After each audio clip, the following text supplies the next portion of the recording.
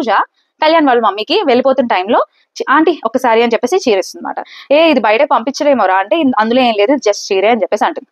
వెళ్ళిపోయారా? ఇప్పుడు మాట్లాడుకుందాం. తనూజ కావాలనే గేమ్ ప్లే ప్రకారం చైర్ ఇచ్చింది. సుమన్ శెట్టి గారు వాళ్ళ వైఫ్ కి ఇవ్వచ్చు కదా, ఎందుకంటే 16th యానివర్సరీ కదా. ఎందుకండి తనూజ ఎందుకు ఇచ్చిందో కూడా దాని తర్వాత చెప్పింది.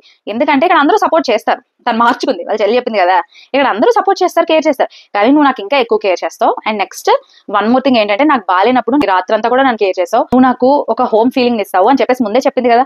ఓకే. అండ్ నెక్స్ట్ 1.5 వీక్ నుంచి మీ మమ్మీ తిని అన్నాడు, మా డాడీ వస్తారు, మా డాడీ మీ మమ్మీ రావాలి అని ముందు నుంచి ఎందుకు అనుకుంది. అండ్ వన్ మోర్ థింగ్, వెంటనే ఆల్రెడీ పెట్టి ఉంచుకుంది కాబట్టి వెంటనే తీసుకొచ్చి ఇవ్వగలిగింది.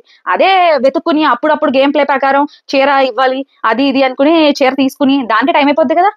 తను ముందే అనుకుంది అనేది నా ఉద్దేశం. దాని వెనకాల ఇంత జరిగింది ఏంటంటే ముందు నుంచి వాళ్ళ మమ్మీ రావాలని కోరుకుంది Tanuja. And one more thing ఎందుకు ఇచ్చింది అంటే అది గేమ్ ప్లే కూడా కొంచెం అయ్యి ఉండొచ్చు, కానీ ముందు నుంచి ఏం చెప్పింది, నువ్వు నాకు కేర్ తీసుకున్నట్టుగా ఎవరు తీసుకోలేదు, నీ వల్లే నాకు హోమ్ ఫీలింగ్ అనిపించింది.